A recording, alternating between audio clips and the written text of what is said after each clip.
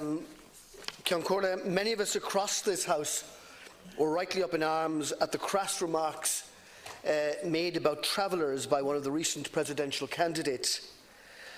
Yet, it's not enough for us to decry negative stereotyping and hate speech. We have to take seriously the issue of traveller marginalisation in this country.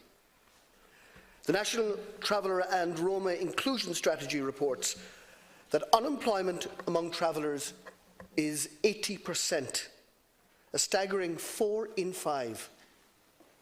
Only 1 in 8, 12% of travellers complete secondary education in this country. Now, by any yardstick, they're shocking statistics. If they described a minority group in another jurisdiction, we would rightly be concerned in voicing our views about it. But we continue to allow that situation to prevail in our own country.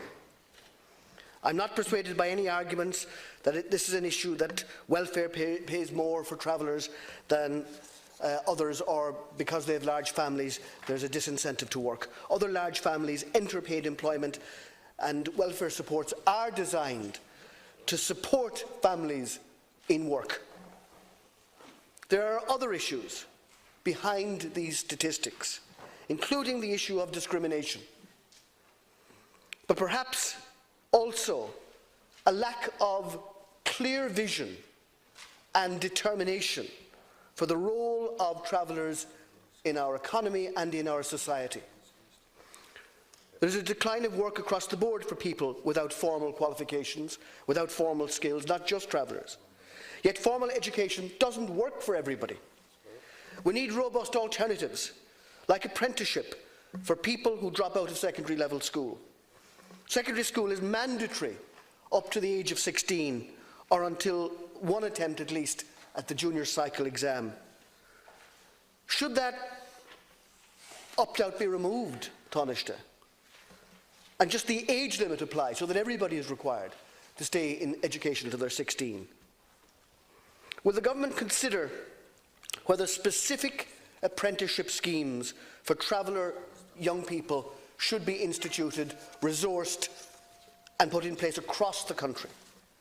Will the government consider other forms of training and skill development for travellers, and to impose the same mandatory attendance based on age as applies for secondary school?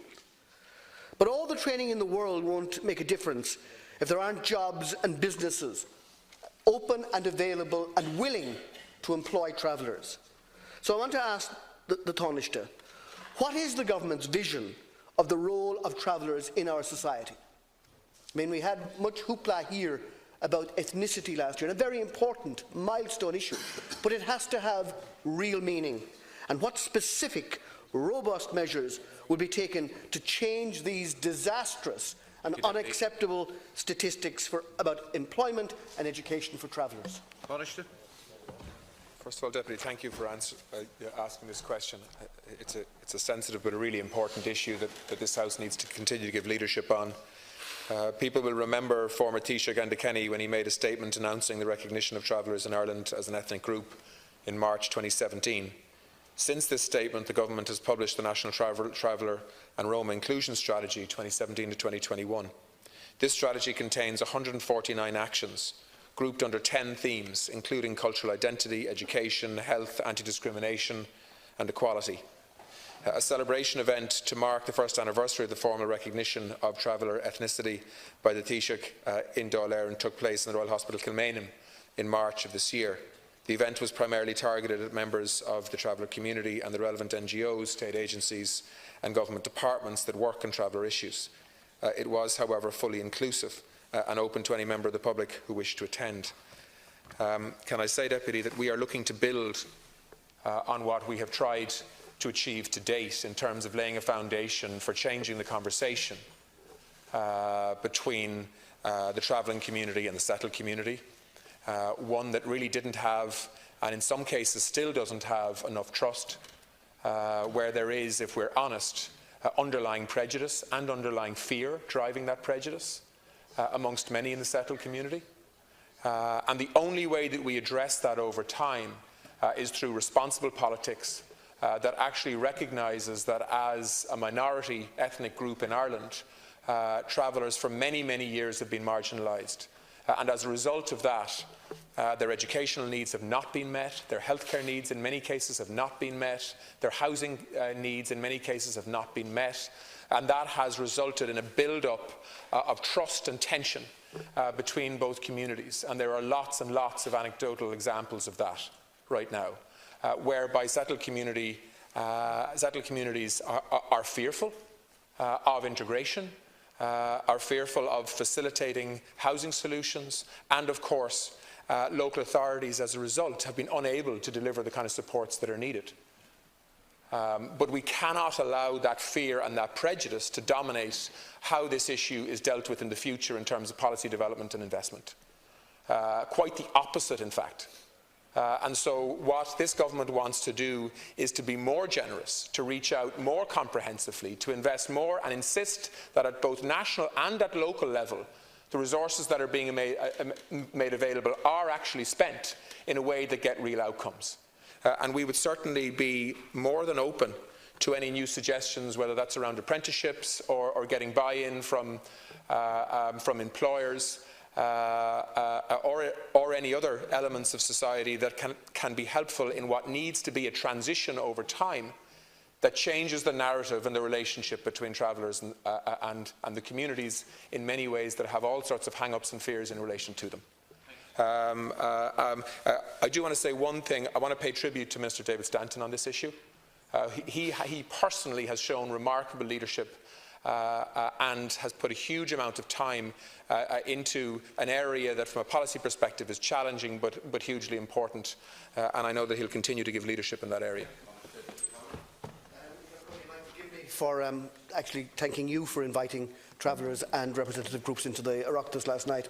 I think it's a very, very worthwhile initiative that should be mentioned. But in terms of changing the conversation, we need to have an open conversation. I agree with the Taoiseach. Not on the margins, but in the centre. Because the statistics are truly shocking. And they're not statistics, they're facts, they're realities for people. And the way to change those realities is through education, through training, and ultimately to employment. And we failed as a community, as a society, to do that.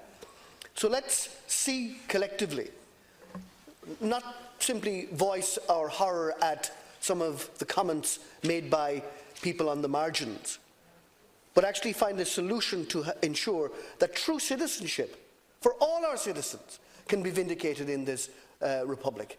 And that would really be a vindication of all the rhetoric about appreciating ethnicity and so on. And I think if we believe what we're saying, let's take real initiatives in that regard. To make the point that you make and that I agree with you on, you know, there's no lack of effort coming from government in this area right now, but it's the outcomes that aren't changing. So, for example, in the latest budget, we've allocated €15 million to traveller-specific accommodation, which is a 25% increase on last year. Right? But if you look at the history of this issue in recent years, it's no secret that the delivery of traveller accommodation in many local authorities has been challenging, to put it mildly, to the extent that budget allocations have simply not been spent. Over the past 10 years, between 2008 and 2017, the Department of Housing has recouped in excess of €105 million to local authorities from a capital budget of €156 million. This represents a 67% drawdown on capital funding by local authorities collectively. In other words, money being made available isn't able to be spent because of the politics and the social challenges around these issues. That actually we need to work with traveller representative bodies and the travelling community to provide the reassurance that they need to provide as well in this area, but also to ensure that there is leadership at a local government level as well as national policy to be able to change the narrative that unfortunately has resulted in so many in the travelling community being desperately disadvantaged through the non-delivery of many of the essential services that they should be entitled to.